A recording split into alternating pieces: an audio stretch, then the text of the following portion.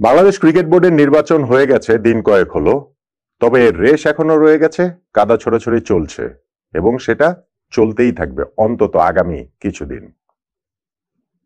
নির্বাচনে সরকারি হস্তক্ষেপ, স্বেচ্ছাচারিতা, অনিয়ম, নোংরামি ইত্যাদি নানান অভিযোগ তুলে একটা বড় অংশ এই বিসিবি নির্বাচনটাকে বয়কট করেছে। যেই অংশটাতে তামিম ইকবালের মতো বড় নামও রয়েছে রয়েছে ঢাকার ক্লাব ক্রিকেটের অনেক সংগঠক, জেলা এবং বিভাগীয় ক্রীড়া সংস্থার সংগঠকরাও। এবার তারা শুধুমাত্র বিসিবি নির্বাচন বর্জন করাতেই থেমে থাকেনি, ওটা তো শেষ হয়ে গিয়েছে। এখন তারা যে কোনো ধরনের ক্রিকেটীয় কার্যক্রমে আসলে বর্জনের ঘোষণা দিয়েছে। ফলে ঢাকার ক্লাব ক্রিকেটের ভবিষ্যৎ কি, তৃতীয় বিভাগ, দ্বিতীয় বিভাগ, প্রথম বিভাগ, ফাইনালি গিয়ে প্রিমিয়ার লিগের এই খেলাগুলোকে আসলে আয়োজিত হবে কিনা, কিভাবে হবে, তা নিয়ে কিন্তু একটা ঘোরতর অনিশ্চয়তার জায়গা তৈরি হয়েছে। যদিও বাংলাদেশ ক্রিকেট বোর্ড তাদের অবস্থানে অনড়, তারা জানিয়ে দিয়েছে যে তারা বাংলাদেশ ক্রিকেটের এই কার্যক্রম, নিয়মিত কার্যক্রম যেটা ক্যালেন্ডার রয়েছে, সেটা চালিয়ে যেতে চায়। কিভাবে তারা চালাবে যদি এই সংগঠকরা ওই ক্লাবগুলোর সঙ্গে আর সংশ্লিষ্ট না থাকে, তা অবশ্য খুবই একটা জটিল পরিস্থিতি তৈরি করছে বলে আমার কাছে মনে হয়। তামিম ইকবাল এইবারের নির্বাচন থেকে নিজেকে সরিয়ে নিয়েছেন, কিন্তু আজকে ঢাকার একটি স্থানীয় হোটেলে এই সংগঠকদের নিয়ে আয়োজিত একটা সংবাদ সম্মেলনে সেখানটাতে তিনি বলেছেন যে চাইলেই বিসিবিতে তিনি আসতে পারতেন। তিনি বলেছেন যে তিনি খুবই কনফিডেন্ট ছিলেন যে বিসিবি পরিচালক হয়ে তিনি আসতেই পারতেন। যারা রয়েছেন সেইটা ওই 15টা ক্লাব যাদেরকে নিয়ে একটা জটিলতার জায়গা তৈরি হয়েছে, তারা ভোট দিবে দেবে না। তবে ওইখানটাতে যেমন যুব ক্রীড়া মন্ত্রণালয়ের উপদেষ্টা আসিফ মাহমুদ বলেছেন যে কেউ কেউ অপেক্ষা করতে পারতেন, সেই জায়গায় অপেক্ষা না করার কারণে বাস মিস করেছেন, ট্রেন মিস করেছেন। তামিমের কথাই আসলে ইঙ্গিত করেছেন যে ওই ক্লাবগুলোতে শেষ পর্যন্ত তো ভোটাধিকার দেওয়া হয়েছে।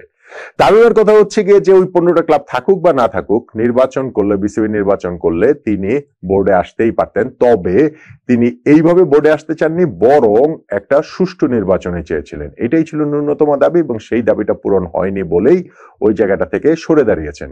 যুব ক্রীড়া মন্ত্রণালয়ের সঙ্গে কিংবা বিভিন্ন ফোরামে এই যে বিভিন্ন আলোচনা হয়েছে সেই বিষয়ে অবশ্য খোলাসা করেন এবং তিনি বলেছেন এটা এক ধরনের জেন্টেলম্যানস এগ্রিমেন্ট, যে জায়গাটাতে অনেকগুলো কথা হয়, অলিখিত একটা ব্যাপার থাকে যে সেই কথাগুলো পাবলিক ফোরামে বলা হবে না, আলোচনা হবে না। কিন্তু ফাইনালি এগুলো যখন আলোচনার বাইরে চলে আসছে, এই কাদা ছড়ির অংশটাতে তিনি আর ঢুকতে চাইছেন না, বরং তিনি মনে করছেন যে ওইটাকে রেসপেক্ট করেই নিজেদের কথা নিজেদের মধ্যেই ওইখানটাতে যেগুলা ভেতরে আলোচনা হয়েছে সেটা রাখাটাই শ্রেয়। কিন্তু এই যে ক্লাবের সংগঠকরা, তারা যদি এখান থেকে ক্লাবের কাছ মানে অংশগ্রহণ না নেয়, তৃতীয় বিভাগ ক্রিকেট লিগ তো এই মাসে হওয়ার কথা বাংলাদেশ ক্রিকেট বোর্ডের ক্যালেন্ডার অনুযায়ী, তারপরে দ্বিতীয় বিভাগ, তারপর প্রথম বিভাগ, সো ওইটা আসলে কিভাবে হবে? বাংলাদেশ ক্রিকেট বোর্ড এই জায়গাটাতে যতই অ্যাডামেন্ট থাকুক, তারা কি আসলে আয়োজনটা করতে পারবে? বাংলাদেশ ক্রিকেট বোর্ড এই জায়গাটাতে তারা এই নতুন কমিটি হওয়ার পর আমিনুল ইসলাম বুলবুল বলেছেন যে আলোচনার মাধ্যমে সমস্যার সমাধান হতে পারে, কিন্তু এই বোর্ডকেই তো আসলে এই সংগঠকরা মানছেন না। আজকে যেমন এই সংগঠকদের এই জায়গাটাতে প্রতিনিধি হিসেবে একজন মাসুদুজ্জামান ছিলেন, যিনিও একজন এই বিসিবি পরিচালকের পদপ্রার্থী ছিলেন। তিনি বলেছেন যে বিসিবির এই কমিটিকেই তো আসলে আমরা মানি না, এবং সেই জায়গাটাতে আমিনুল ইসলাম বুলবুল তিনি তো অবৈধ সভাপতি, ফলে তাদের সঙ্গে আলোচনার কোনো জায়গা নেই। বিসিবির এই নির্বাচনের অনেকগুলো জায়গায় অনিয়মের কথা তো তারা বলেছেন এবং অনেকগুলো সার্কামস্টেন্সিয়াল এভিডেন্সের হিসাবও তারা আসলে দিয়েছেন। তামিম বলে একটা কথা বলছেন যেটা আমার কাছে ইন্টারেস্টিং লেগেছে, যে ই ভোটিং এর একটা ব্যবস্থা করা হয়েছে ঢাকার ক্লাব ক্যাটাগরির, এখান থেকে 42 না 43টা ভোট পড়েছে, তার মধ্যে 34টাই ই ভোট হয়েছে। সেই 34 জন পরিচালকের তারা সবাই বিসিবি নির্বাচনের দিন ওই অনুষ্ঠান স্থলে উপস্থিত ছিলেন। তাহলে অনুষ্ঠান স্থলে যারা উপস্থিত থাকবেন তাদের আসলে ভোট দেওয়ার দরকারটা কি? ভোট তো হচ্ছে কেউ যদি কোনো কারণে আনঅ্যাভেলেবল থাকেন, আসতে না পারেন নির্বাচনের দিন, সেই ক্ষেত্রে এই ভোটিংটা দিবেন। সো এইটা কি আসলে নির্বাচনের স্বচ্ছতাকে কি প্রশ্নবিদ্ধ করছে না? স্বচ্ছতা প্রশ্নবিদ্ধ করার জায়গা তো অনেকগুলোই রয়েছে, এবং সেইখানটাতে আজকে এই সংগঠকদের পক্ষ থেকে একটা কাগজ দেওয়া হয়েছে, মামলার একটা কপি দেওয়া হয়েছে, যেইখানটাতে বলা হয়েছে যে ক্রিকেট বোর্ডের এইবারের কমিটিতে নির্বাচিত একজন পরিচালক, তার বিপক্ষে ওই মামলা হয়েছিল এবং সেইখানটাতে তিনি শাস্তি পর্যন্ত পেয়েছেন, জেল পর্যন্ত তার হয়েছে। সো সেই ক্ষেত্রে তো ক্রিকেট বোর্ডের গঠনতন্ত্র অনুযায়ী তিনি নির্বাচন করতে পারেন না, নির্বাচিত হতে পারেন। অবশ্যই এটা বলে লাভ নেই, কারণ ক্রিকেট বোর্ডের এইবারের এই দল যে পর্ষদ হয়েছে সেইখানটাতে এমন পরিচালক ও রয়েছেন যার বিপক্ষে ধর্ষণের অভিযোগে মামলা পর্যন্ত হয়েছিল।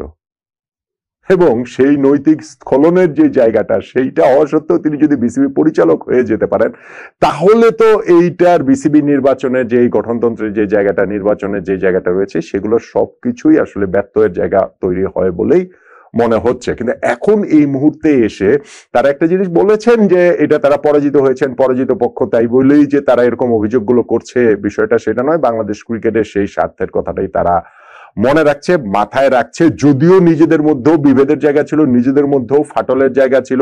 এইখানটাতে আজকে তামিমদের সঙ্গে এই মিটিংটাতে যিনি ছিলেন, ডায়াসে যিনি ছিলেন একজন রফিকুল ইসলাম বাবু, তিনি যেরকম নির্বাচন বয়কটও করেছিলেন, আবার বয়কট করার পর প্রধান উপদেষ্টা বরাবর স্মারকলিপিও দিয়েছিলেন, দরখাস্তও করেছিলেন যেন বিসিবি নির্বাচন পিছিয়ে দেওয়া হয়, তারা যেন অংশগ্রহণ করতে পারেন।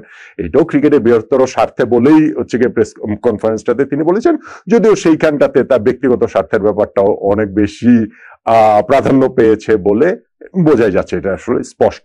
ফলে বাংলাদেশ ক্রিকেটটা এখন এমন একটা জায়গায় রয়েছে যে ক্রিকেট বোর্ডের নির্বাচনটা শেষ হয়ে যাওয়া মানেই যে এই বোর্ডটা সেটেলড হয়ে তারা তাদের মতো করে কার্যক্রম চালাতে পারবেন, বিষয়টা আমার কাছে সেটা মনে হয় না। স্পেশালি ঢাকার ক্লাব ক্রিকেট সংগঠক তাদেরকে এইভাবে খেপিয়ে তুলে কোট আনকোট তাদেরকে আস্থায় না নিয়ে নির্বাচনটা যে তারা করেছেন, এখন তো ফাইনালি গিয়ে এই ক্লাবগুলো কতগুলো ক্লাব সেটার কিন্তু ধরেন একটা বড় অংশ তো নিঃসন্দেহে ৭৬টা ক্লাব রয়েছে এই premier league, first division, second division, third division, সেইটা সেই জায়গাটাতে মিলে, এবং তার মধ্যে তারা তো একবার দাবি করেছিল যে 48টা ক্লাব তাদের পক্ষে রয়েছে, এবং সেইটা 48টা না হলো 38টা ক্লাব, 28টা ক্লাব তো ধরেন তাদের পক্ষে রয়েছে। এরা সবাই যদি সত্যি সত্যি এই তৃতীয় বিভাগ, দ্বিতীয় বিভাগ, প্রিমিয়ার লিগ মানে এইসব জায়গা থেকে অংশগ্রহণ না নেয়, ক্রিকেটটা একটা বিরাট অনিশ্চয়তার জায়গা পড়বে, এবং ক্রিকেটাররা বিরাট একটা অনিশ্চয়তার জায়গা পড়বে, স্পেশালি তাদের ওই আর্থিক দিক বিবেচনায়। কিন্তু তারা বলেছেন যে বাংলাদেশ ক্রিকেট বোর্ড যেহেতু সংগঠকদের মূল্য দিচ্ছে না, ফলে এই দায়টা, এই দায়িত্বটা ক্রিকেট বোর্ডকে আসলে নিতে হবে। তারাই এই সমস্যার সমাধানটা কিভাবে করবেন, তারাই আসলে সেই জিনিসটা ভেবে দেখবেন। যখন তারা এরকম ভাবে ইলেকশন করেছেন, এই দায় তাদেরকে নিতে হবে। ফলে নির্বাচন শেষ হইয়াও আসলে হইল না শেষ, এবং এইটার জেট চলতে থাকবে, এবং এই জেটটার জায়গাটাতে, কাদা ছড়াছড়ি জায়গাটাতে, পক্ষ বিপক্ষের জায়গাটাতে অনেক রকম জায়গা হয়েছে। তামিমের একটা কথা আমার ইন্টারেস্টিং লেগেছে, যেখানে তিনি বলেছেন যে এখন যারা এইসব কথাবার্তা বলছেন, যে স্ট্যান্ডটা নিচ্ছেন, ভবিষ্যতে যেন অবস্থা পাল্টালে তারা তাদের স্ট্যান্ডটা চেঞ্জ করে আবার তাদের সাথে না বসে যান। এই জায়গাটাতে বিট্রিয়ালের বিষয়ও এসেছে, যে তাদের সঙ্গে ছিল কিন্তু বিট্রে করে শেষ পর্যন্ত গিয়ে আবার ক্রিকেট বোর্ডের এই এখনকার কমিটি বা সরকার বা এই আমিনুল ইসলাম বুলবুল পন্থীদের সঙ্গে হাত মিলেছেন, তাদের বিপক্ষে জাতীয় বিমান স্লোগান এরকম কথাবার্তা আসলে এই জায়গাটাতে চলে এসেছে। সব মিলিয়ে বাংলাদেশ ক্রিকেট, এইটা আমরা শুধু ন্যাশনাল টিমটা তো দেখি, কিন্তু ন্যাশনাল টিম তোই আর বাংলাদেশের ক্রিকেট না। এই যে এত ক্রিকেটার, শত শত ক্রিকেটার যারা এই third division, second division, first division, ultimately যে প্রিমিয়ার লিগে খেলেন, এইখানকার এই ক্লাবগুলোর পৃষ্ঠপোষকরা যারা হচ্ছে গিয়ে এই ক্লাবের কাউন্সিলর ছিলেন, যারা বেসিক্যালি এই সংগঠকরা যারা এই ক্লাবগুলো চালান, ক্রিকেটারদের রুটির ব্যবস্থা করেন, তারা যদি সত্যি সত্যি এখান থেকে সরে যান, তারা যদি সত্যি সত্যি এটা বর্জন করেন, বাংলাদেশ ক্রিকেট বোর্ড যদি তাদেরকে আলোচনার মাধ্যমে এই জায়গাটাতে না নিয়ে আসতে পারে, ওইটা রিয়েলিস্টিক না যে সবগুলো এই সব ক্লাবের দায়িত্ব, সব ক্লাবের ক্রিকেটারদের দায়িত্ব বাংলাদেশ ক্রিকেট বোর্ড নিয়ে নিবে বা লং টার্মে নিয়ে নেবে, সেটা তো আসলে অসম্ভব না। ফলে এই অচল অবস্থাটা যে তৈরি হয়েছে, সেই অচল অবস্থাটা কাটতে আমার মনে হচ্ছে যে এই নির্বাচনে জেরে ওই অচল অবস্থাটা আরো কিছুদিনই আসলে দীর্ঘায়িত হবে। সেই অচল অবস্থাটা না কাটলে ফাইনালি গিয়ে ক্রিকেটারদের রুটির উপরে বড় একটা আঘাত তৈরি হবে, এবং সেইখানটাতে নির্বাচন নিয়ে যা যা হয়েছে এই সংশ্লিষ্ট কেউ কি এটার দায় এড়াতে পারবেন বলুন তো?